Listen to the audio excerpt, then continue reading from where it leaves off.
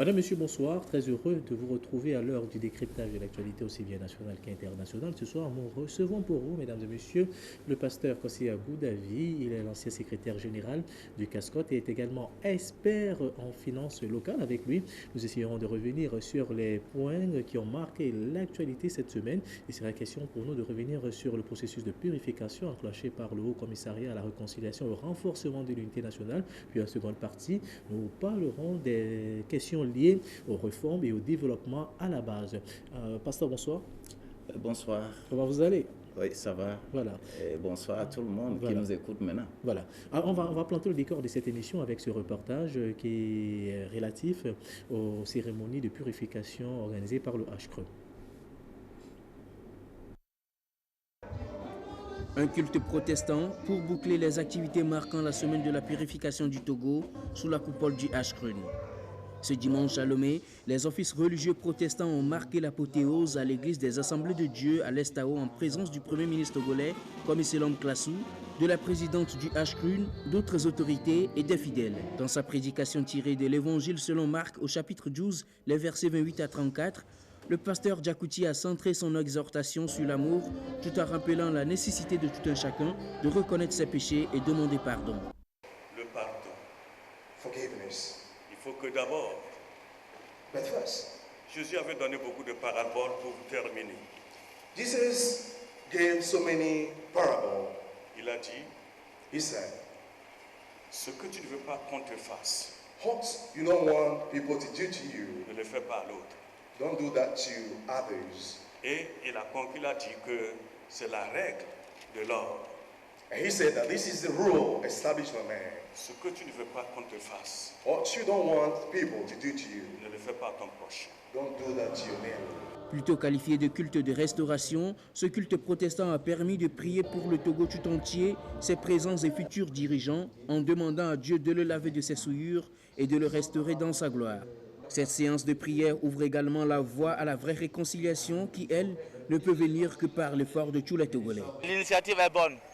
Une chose est de faire quelque chose. Et une chose est de rendre cette chose pérenne et vivable. Donc nous le demandons, c'est bon, mais que tout ce que nous avons fait ce matin se traduit dans les actes. C'est clair, le plus grand commandement c'est l'amour. Il faut d'abord aimer. Il faut aimer, sinon ça va être quelque chose encore de façade. Nous ne voulons plus ce qui est superficiel. Nous voulons ce qui est profondément bien ancré. Et dans la parole de Dieu, nous avons vu, c'est l'amour, c'est la repentance. C'est très important et c'est le pardon. À tous les niveaux, nous demandons à tous les niveaux, ce n'est pas à une catégorie. Les trois éléments, nous devons aimer, nous devons nous repentir, nous devons pardonner sincèrement. Et Dieu du ciel ouvrira les écluses et tout va changer.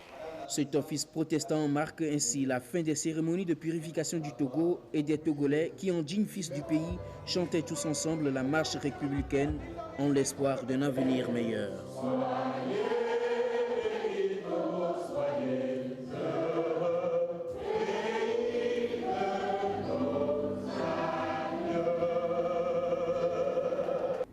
Voilà, on retourne sur ce plateau, pasteur Agoudavi. Vous venez de suivre cet élément qui retrace un peu les temps forts de la purification chrétienne. D'ailleurs, d'entrée de jeu, en tant que pasteur, qu'est-ce que cela suscite en vous, réaction? Je remercie quand même les autorités de ce pays qui ont essayé d'organiser de telles choses, voulant satisfaire tout le monde, que tu sois de l'Est, de l'Ouest, du Nord, du Sud. Il faut que tout le monde soit satisfait. Et lorsque nous sommes dans la satisfaction de tout le monde, de temps en temps, on offense Dieu. Voilà. On offense Dieu. Parce que ces cérémonies qui sont passées dans la semaine, il est vrai que sur le plan culturel, c'est une diversité. On accepte la diversité pour que tout le monde sache que l'autre est ceci et l'autre est cela. Mais la véritable purification, si je vais le dire ainsi, doit venir de notre Constitution. Notre Constitution, en réalité, c'est la seule et bonne religion que nous avons. La Bible du Togo, c'est la Constitution du Togo. Voilà. Lorsque je prends le musulman a son Coran, je prends l'animiste a tout ce qu'il faut pour que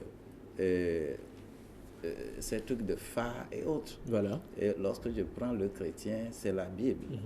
Lorsque je prends le Bouddha, le bouddhisme, ainsi de suite. Chacun, voilà. Tao Te Ching, Bhagavad Gita, ce sont des livres. Voilà. Et lorsque nous avons ces livres, les humains les ont compilés pour en faire religion. Voilà. Ce qui fait que lorsqu'on veut la paix quelque part, si on mêle religion, on crée plus de fossés.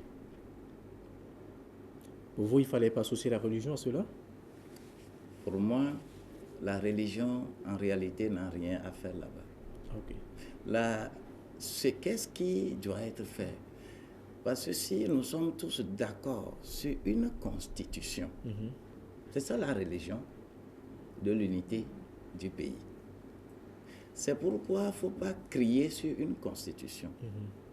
Quand vous allez un peu partout, lorsque vous criez sur la constitution, vous dévalorisez votre pays. Crier sur la Constitution, dans quel sens? C'est-à-dire que la Constitution n'est pas bonne, voilà. La Constitution n'est pas ceci, la Constitution te dit réforme. Oui, mais peut-être quand il y a des anomalies, il faut quand même revenir sur ce. Oui, quand il y a des anomalies, on s'entend très vite. Voilà. Mais crier là-dessus pendant longtemps ne donne pas la valeur au pays. Parce que c'est ça le socle, c'est ça le pilier de l'unité du pays. Voilà. Quand je prends la Bible, l'animiste ne sera jamais d'accord pour ce que je fais. Lorsque je prends le Coran, le chrétien n'est pas d'accord. Voilà. Quand je prends autre livre, ce n'est pas ça. Mais l'élément qui unit une nation, et qu'on l'appelle nation, il s'agit de la Constitution. Et c'est ça la Bible du Togo. Voilà. C'est ça le Coran du Togo. C'est ça tous les livres là, c'est bien la Constitution. Et si on est autour de la Constitution, des débats sont là, une purification de cette manière ne peut pas amener la solution. Voilà. Parce que ça ne peut jamais amener la solution. Je suis pasteur. Dans Matthieu 26 au verset 28, Jésus a dit que ceci est mon sang que je verse pour vous purifier de tout. Hébreux 10, verset 4 dit que le sang des taureaux, le sang des boucs ne peut pardonner le péché à personne. Voilà. Lorsque je suis dans ces versets, moi, je ne peux que évoquer la Bible, parce que je suis pasteur. Voilà. Je peux en parler avec également le Coran, en parlant de ce que c'est le sang dans le Coran, ce que c'est les cérémonies dans le Coran. Mais sur le plan national, ce qui unit un peuple sur un territoire et qu'on l'appelle nation, il s'agit de la Constitution. Donc pour vous, tout ce qui a été fait après, c'est du folklore ou bien? Je le dirais que c'est entre griffes, voilà. folklore. Parce que nous avons montré notre diversité. C'est une bonne chose. C'est bon pour le touriste. Voilà. Pour que le touriste vienne voir que nous là, nous pouvons tout faire et nous sommes ensemble. Et cette diversité, je l'ai beaucoup constatée en Inde. Lorsque c'est en Inde qu'il y a plus de religions. Voilà. Mais c'est les gens qui sont unis. C'est pourquoi les monothéistes en Inde n'ont vraiment pas leur place. Vous voyez. Mais cette diversité que nous avons montrée est une bonne chose culturelle. Mais qu'est-ce qu'il fallait faire alors que nous sommes dans un processus de réconciliation? Qu'est-ce qu'il fallait faire pour peut-être apaiser toutes les parties prenantes à ce processus? Il faut œuvrer pour cette révision constitutionnelle. C'est-à-dire qu'il faut passer par ce moyen-là pour que tout le peuple s'accorde sur une constitution, s'accorde sur les thèmes d'une constitution. Et tout le monde dit que bon, ça c'est notre constitution. Tout le monde est content de ça. Et on fait des formations civiques en la matière. Et chacun sait que, attention, je suis d'accord pour ce qui est en train de se faire. Aujourd'hui, tout le monde n'est pas d'accord. J'écoute les médias. Tout le monde ne peut pas quand même être d'accord. S'il fallait mais au moins, quand même, il faut que plus de 50%, 60% soient d'accord. Vous avez l'impression qu'on n'a pas ce nombre-là? Moi, j'ai l'impression parce que les acteurs savent combien ils ont utilisé pour faire ça. Mais là où il y a l'argent, il y aura toujours des gens qui vont le faire. Ceux qui ont fait, je ne pense pas qu'ils ont fait ça gratuitement. Ils ont eu des indemnités, peut-être. Oh, il y en a eu. Ils ont eu des indemnités. Lorsqu'on mêle l'argent là-dedans, ça fausse les données.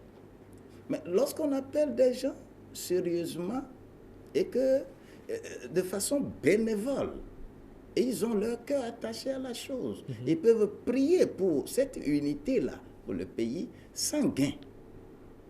Je vais faire confiance. Voilà. Mais à ce stade, ma confiance est avec réserve, moi personnellement.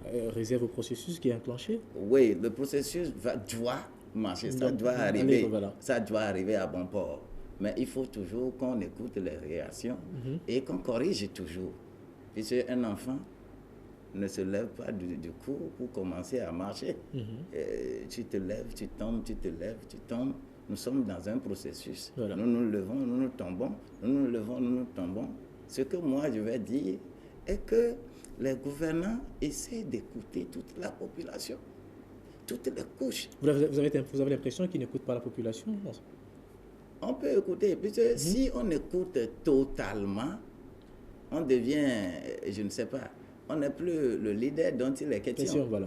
Parce qu'il faut faire comprendre aussi sa gouvernance. Et c'est normal, leur position. Mais il faut écouter les populations à la base. La Constitution va être utilisée pour les populations à la base. Et cela nous permet d'être dans cette laïcité et non dans cette diversité culturelle qui fait la promotion du tourisme. Ça là, je pense que c'est une promotion pour le tourisme, pas pour une promotion pour l'unité du peuple togolais. Voilà. Après cette phase qui est destinée à la purification, il y a la phase maintenant qui va aborder le processus d'indemnisation. C'est quand même important également pour aller vers une réconciliation dans ce pays. Nous raisonnons toujours par le gain, les bénéfices et autres. Moi, particulièrement, je dis que si aujourd'hui on disait que cette constitution-là, tout le monde est d'accord, tout le monde est content pour cette constitution, même si on ne donne pas un franc à quelqu'un, il y aura réconciliation. Voilà. Oui, il y aura réconciliation parce que... Même si on a été lésé, par exemple, on sait... Bien sûr. Voilà. Bien sûr, je vais vous... je vais vous étonner. Même un jour, on m'a bien frappé parce qu'il y a des mois passés, on a dit que j'ai ri. On m'a bien frappé. Que pourquoi tu as ri? Quand on rit, c'est ce qu'on trouve. Voilà. Bon, tout ça là, moi aussi dans mon cœur, je me dis, mais les gens là, ils m'ont fait ceci, ils m'ont fait cela. Mais qu'est-ce qui va garantir qu'ils ne vont pas reprendre la non-reprise voilà. de ça? Qu'est-ce qui va garantir? C'est la Constitution qui garantit ça. Si je suis d'accord sur tout le processus qui est là, écrit dans la Constitution, je sais que si demain, le président de la République passe et qu'on voit mes dents, on ne va pas me frapper. Est-ce que vous voyez? Donc là, vous posez peut-être le problème des institutions fortes. On n'en a pas au Togo, c'est ça? Institutions fortes qui sont en deçà de la Constitution. Tout à fait. Est-ce que c'est en deçà de la Constitution? Ce n'est pas ça. Nous avons beaucoup d'intellectuels, nous avons beaucoup de gens chevronnés, mais il nous faut un comportement associé à l'application de cette Constitution. Voilà. Les institutions peuvent être là, mais ceux qui animent les institutions, s'ils n'ont pas la crédibilité nécessaire, s'ils n'ont pas la probité morale nécessaire, l'argent va les faire dévier. Vous voyez, il y a certaines choses que je vois, par exemple, dans la Constitution américaine, un juge de la Cour suprême, par exemple, doit avoir un âge donné. Voilà. Et si jamais tu proclames un résultat qu'il soit un résultat faux, c'est comme ça mérite 70 ans de prison. L'âge que tu as, tu vas ajouter 70 ans en prison, vaut mieux de ne pas proclamer De pareils résultats. de pareils résultats. Vous voyez un peu. Donc, si la crédibilité est là et que tout le monde agit, suivant son âme et conscience, que ça là, ce n'est pas bon, donc je ne le fais pas. Ça va créer problème à la nation, je ne le fais pas. Eh bien, nous allons vraiment avancer. Et c'est ça l'essentiel, c'est la Constitution qui trace tous ces éléments avec et tout ce qu'il faut encore instituer. Notre Constitution a prévu ce qu'on appelle le Conseil économique et social. Voilà. Est-ce que ce Conseil économique et social est là? Est-ce que c'est depuis 1992? Est-ce que cela a été institué? Bon, ce sont des éléments qui viennent en orientation de la politique économique, financière, sociale du pays. Est-ce que vous voyez un peu? Donc, c'est pour cela que lorsqu'on institue les éléments qui ne peuvent que servir politiquement, ça crée des problèmes. Mais la société doit bénéficier des choses. Et le Conseil économique et social, là, la base, les aspirations économiques, les aspirations sociales de la base seront remontées afin que cette constitution, en étant bien appliquée, nous rend forts. Est-ce que vous voyez? Voilà. Et nous sommes dans un processus également de réforme. Il y a une commission qui a été mise en place. Il y a beaucoup de voix qui se sont levées de part et d'autre pour condamner d'abord la composition même de cette commission. Et est-ce que déjà cette attitude, je vais parler par exemple de l'opposition et d'autres partis qui critiquent cette démarche-là, peut se donner du crédit même déjà. Est-ce qu'on a des chances de réussir et d'aboutir à des réformes au Togo? Qu'on dise oui ou non, réforme est en marche. Voilà. C'est parce qu'il y a beaucoup de choses qui sont en dessous. Mais ce que les médias crient et que les partis politiques crient davantage, il ne s'agit que de réformes politiques. Au niveau financier, au niveau social, au niveau des pesanteurs socio-économiques, femmes, hommes, la participation, au niveau, beaucoup de niveaux, des tests ont été pris. On ne communique pas dessus. Voilà, on ne communique pas dessus. Comment on ne communique pas dessus? Lorsque vous avez un test, un décret qui est signé, vous avez un arrêté qui est signé, il y a ce qu'on appelle le journal officiel. Le journal officiel est là, et tout Togolais. Il rend toute décision, peut le consulter. Oui, tout Togolais peut consulter le journal officiel. Que ce soit également la presse d'État, la presse du gouvernement, il n'y a pas un seul acte qui soit pris et que cela ne soit pas confirmé dans cette presse-là. Mais les gens ont plus tendance à voir la presse sensationnelle qui donne un gros titre et en orientant cela vers le politique pour incriminer. C'est tout. Alors qu'il nous faut de l'éducation. Ce qui veut dire que les informations sont là. C'est que c'est nous qui ne voulons pas les informations. C'est nous qui ne voulons pas aller vers les informations. Tout ce qui est fait comme effort dans ce domaine de réforme, vous allez les consulter. Il y a les autres qui sont au niveau de l'UEMOA avec les directives qui ont été déjà confirmées par décret et qui rendent l'économie est quand même sur ses rails. Est-ce que vous voyez? Mais il faut que la population à la base s'associe à ça pour que cela ait de l'impact. Et les partis politiques, en réalité, devront faire l'effort. Lorsqu'il y a un test comme ça sorti, chercher à prendre ce texte et plutôt à former, à informer la population, leur base. sur leurs droits et leurs obligations.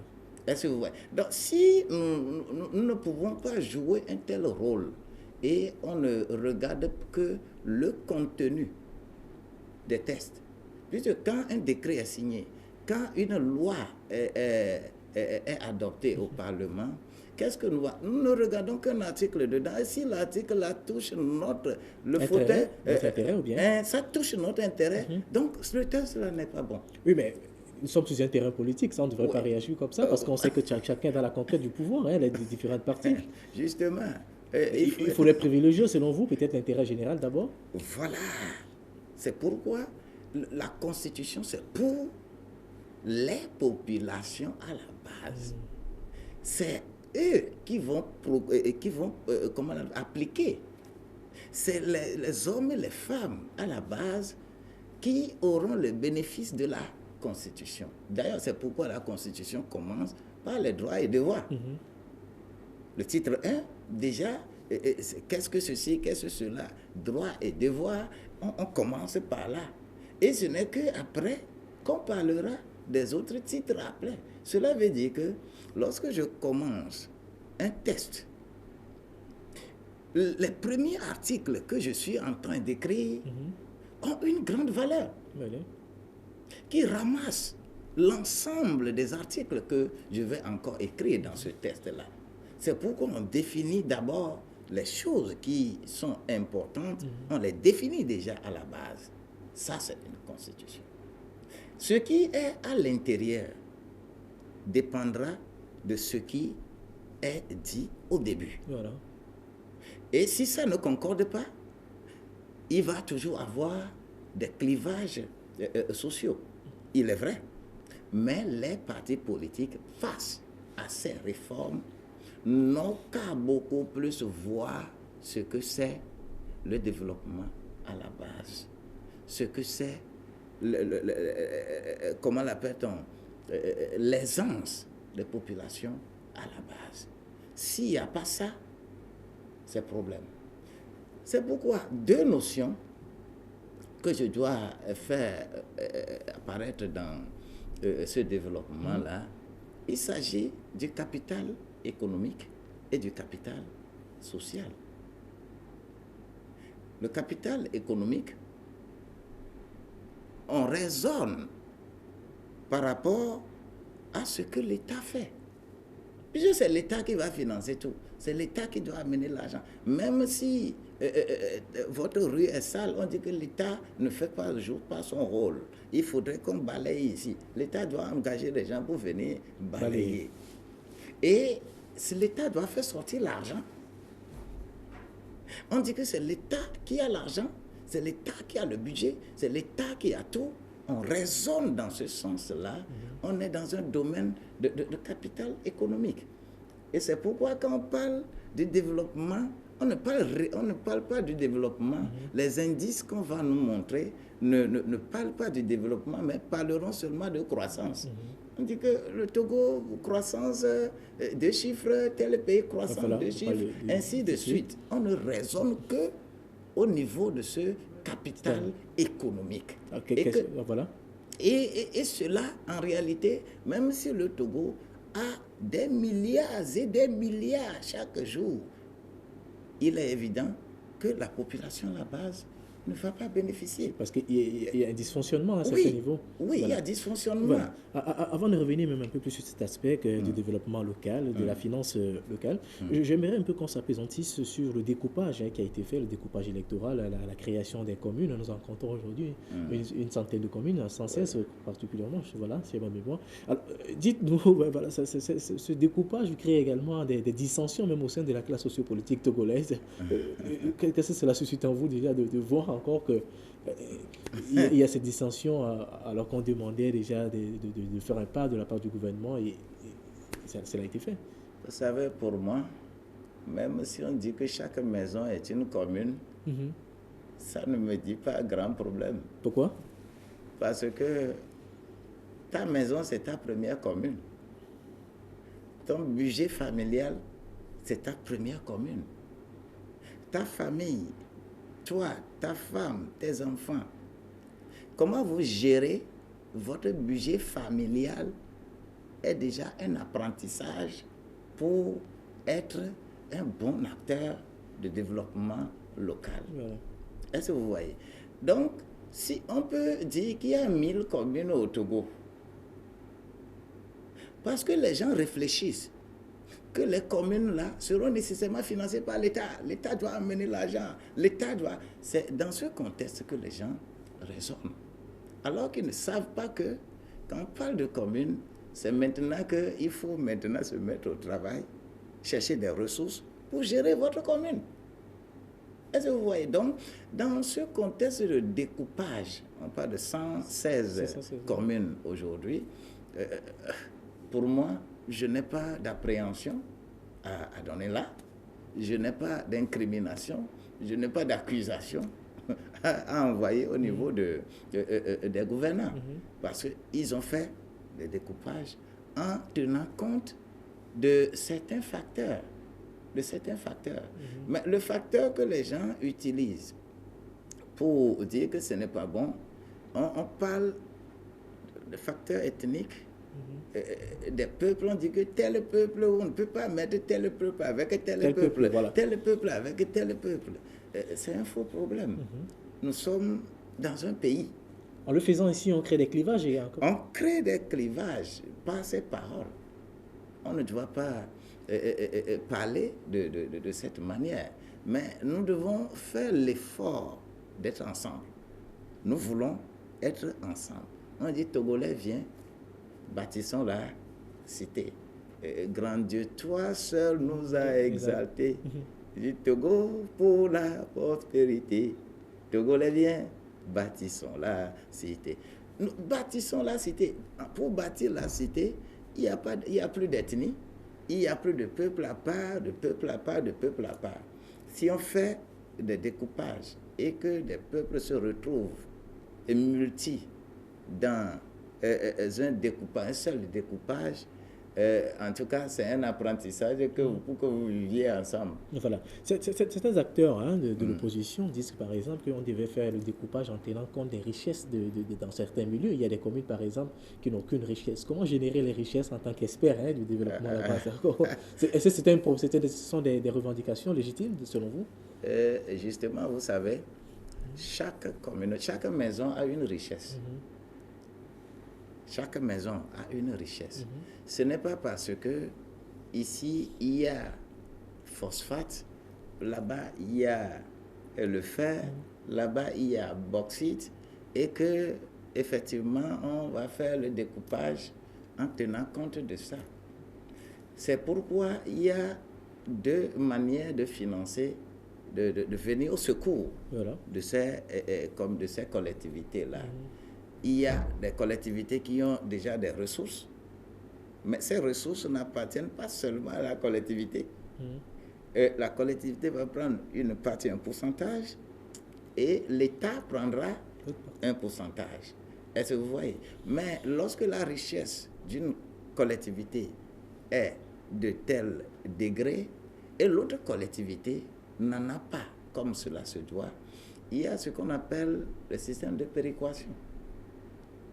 Pour que l'État vienne en aide à ces collectivités, ce qu'on donnera, par exemple, à une collectivité, on ne va pas donner le même transfert à toutes les collectivités. Il faut dire que nous sommes tous des collectivités, donc il faut donner un montant égal, un secours égal à toutes les collectivités.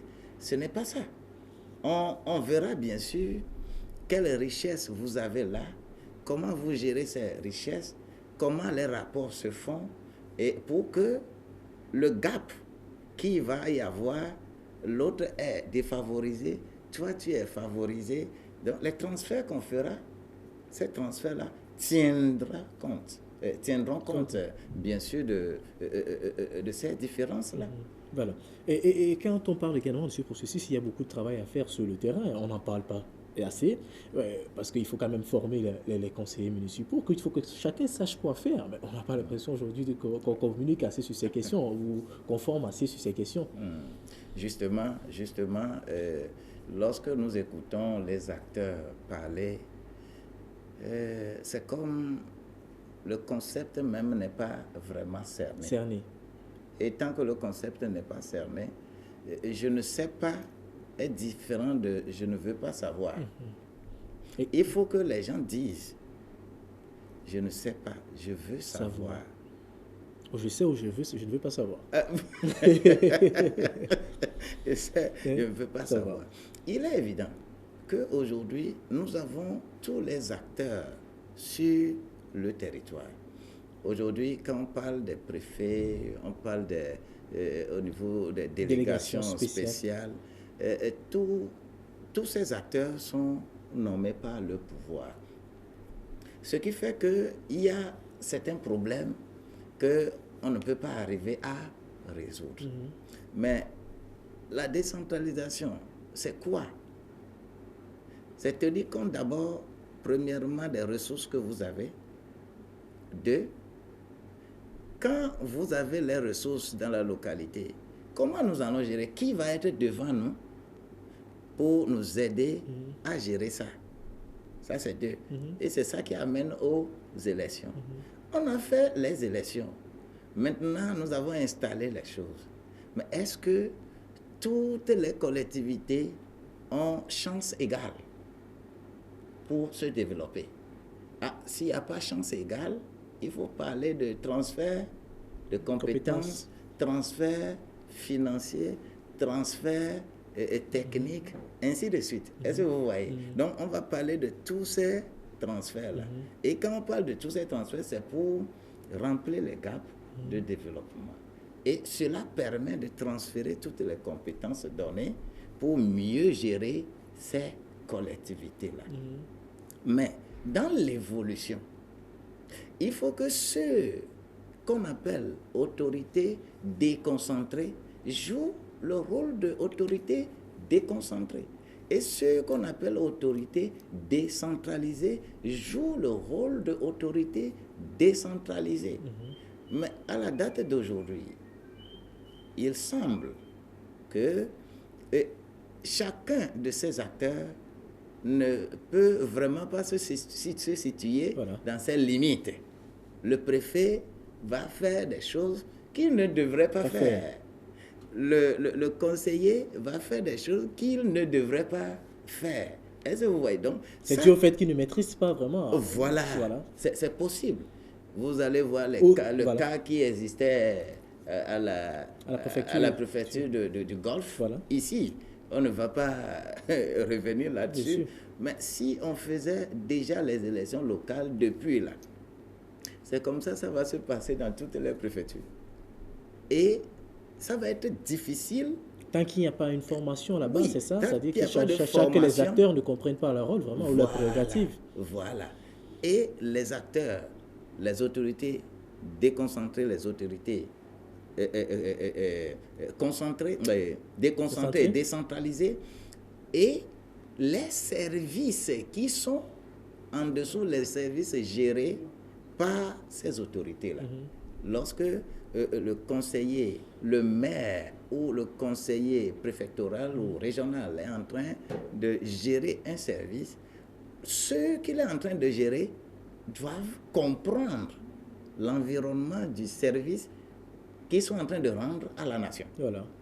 Si ces gens ne peuvent pas comprendre l'environnement du service qu'ils sont en train de rendre à la nation pour l'unité de la nation, il y a alors problème. Il faut les former et des structures se mettent ensemble. Normalement, la société civile, les partis politiques devraient œuvrer par rapport à la Constitution, par rapport aux tests qui sont pris en la matière. Lorsqu'on parle de décentralisation, la loi de 2007, lorsqu'on parle de code de transparence envoyé par l'UEMOA, qui se transcrivent maintenant dans des lois, dans des décrets de mon pays, qu'on a pris, on a adopté déjà beaucoup de décrets en la matière, et les décrets là sont là, et qui retracent beaucoup comment ça va se gérer. Est-ce qu'il y a déjà des actions sur le terrain dans ce sens? Est-ce qu'il y a des actions quand même pour amener ces populations à comprendre leur rôle, c'est-à-dire les différents acteurs du processus de décentralisation? Oui, en tout cas, l'État prend quand même ses mesures dans le contexte.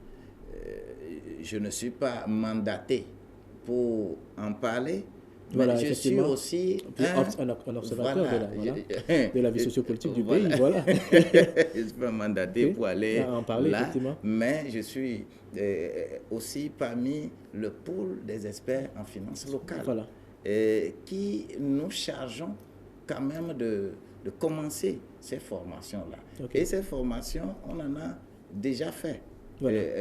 Par exemple à Tchévier, par exemple à Sokoré, à Palimé. Et toutes les préfectures, il va y avoir extension. Voilà. Que cette formation soit donnée à tous les services financiers et administratifs de ces collectivités territoriales. Voilà, on parle souvent de finances locales, vous avez souligné cet aspect tout à l'heure, mais c'est quoi concrètement là, une finance locale? Est-ce qu'elle est différente de la finance c'est quoi concrètement comme concept? Finance locale, c'est un ensemble de compréhension, un ensemble de concepts. Le premier concept, c'est comprendre la décentralisation.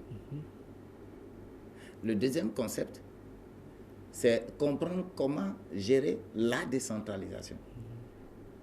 Le troisième concept parle de l'impôt local, la taxe locale.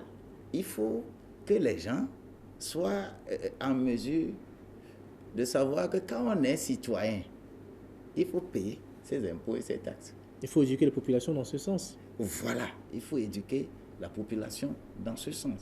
Parce que décentralisation veut dire que ce que l'État nous faisait, nous voulons faire nous-mêmes.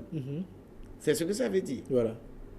C'est que ce que l'État nous faisait là, nous voulons faire ça nous-mêmes. Nous voulons nous battre pour faire ça nous-mêmes. Ce qui fait que lorsqu'on parle par exemple d'une route, quand on prend la nationale numéro 1, ça quitte Lomé, ça va où? À Saint-Cassé. C'est vrai. Nationale numéro 2, ainsi de suite. L'État va s'occuper seulement de ça, par exemple.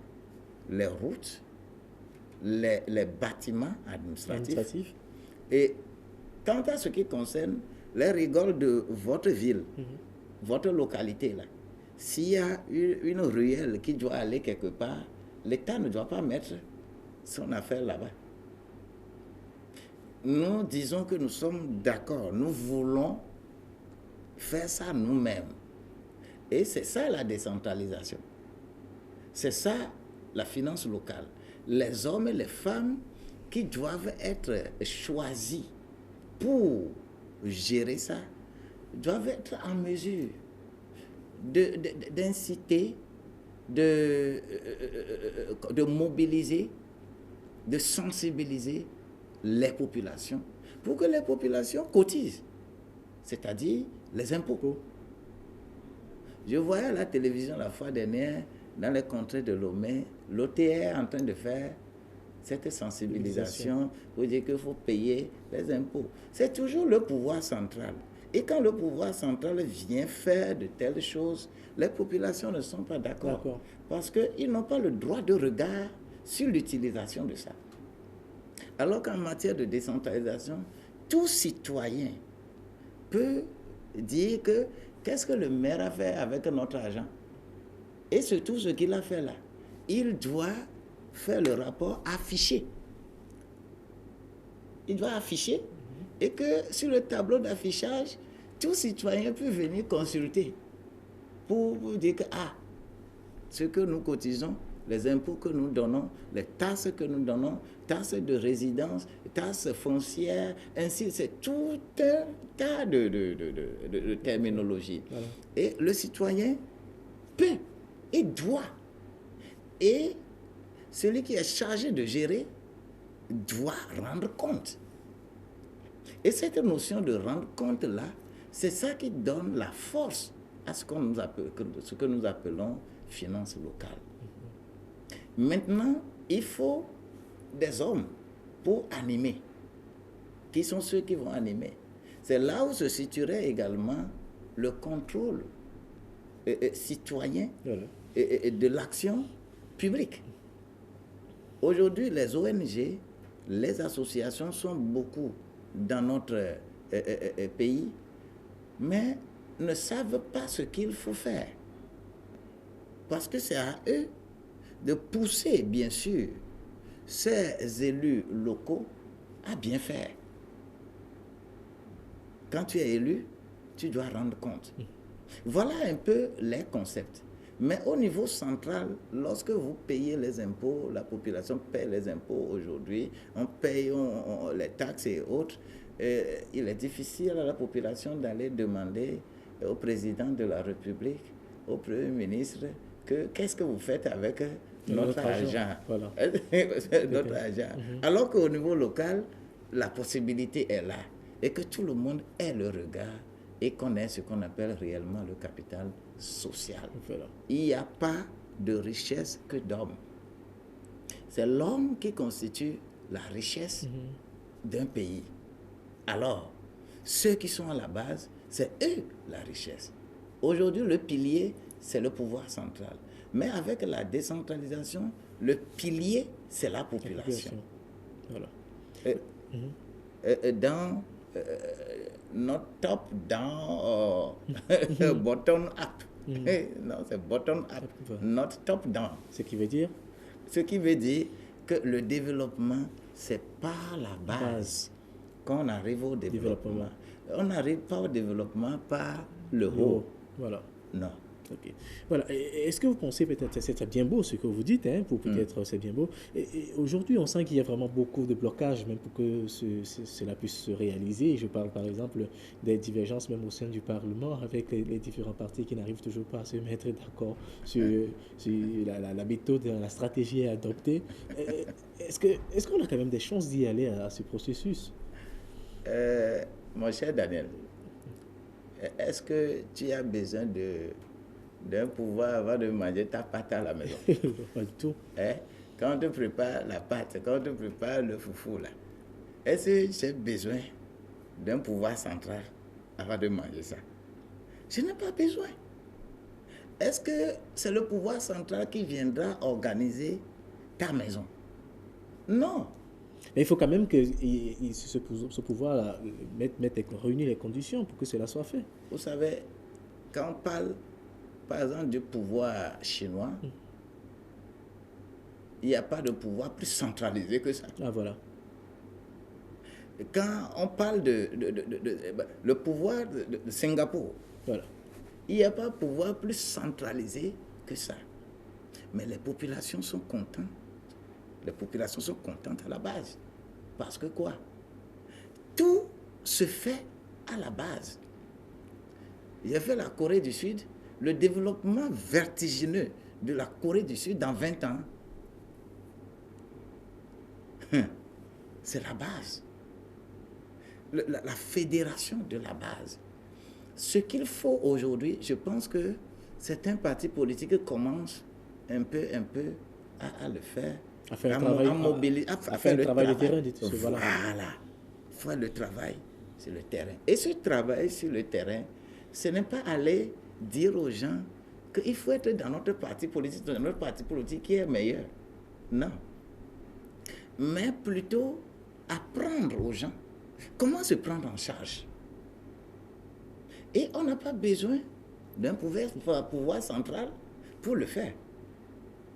Quand je vais aujourd'hui se constituer en association, le pouvoir central refuse ça, le pouvoir central ne refuse pas ça.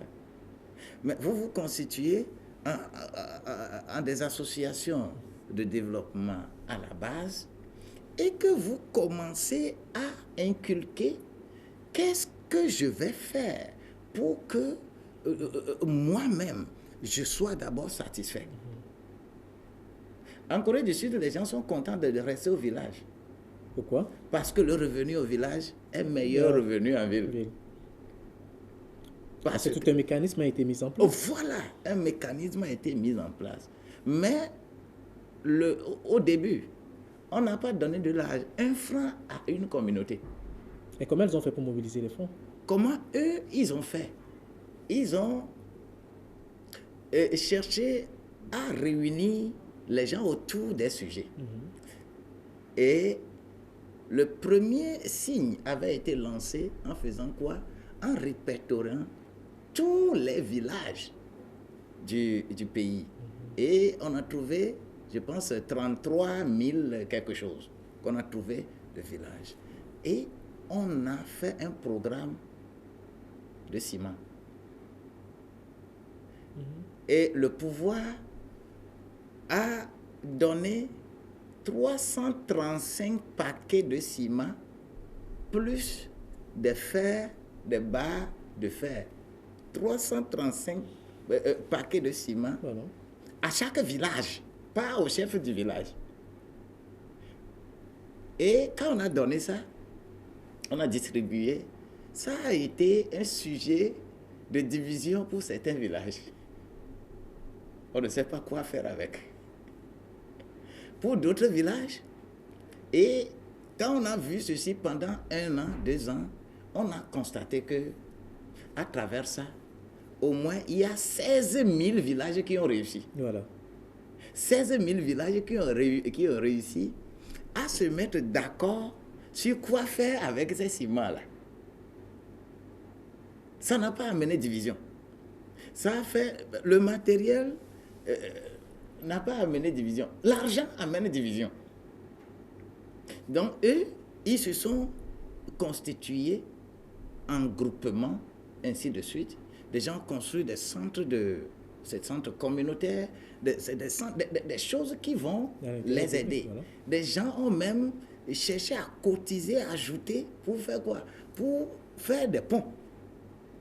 Parce que leur milieu n'est pas accessible et leurs produits ne quittaient pas là-bas pour aller ailleurs. Ce qui fait qu'en Corée du Sud, il y a plein de ponts que l'État n'a pas fait. C'est les populations qui se sont mobilisées pour construire ces ponts-là. Est-ce que vous voyez? C'est parce que le pouvoir a su donner des éléments qui vont aider les populations à se mettre ensemble. Et les gens sont très solidaires. Ils sont ensemble. La communauté marche bien. Et ça a boosté le développement au haut. Vous voyez un peu.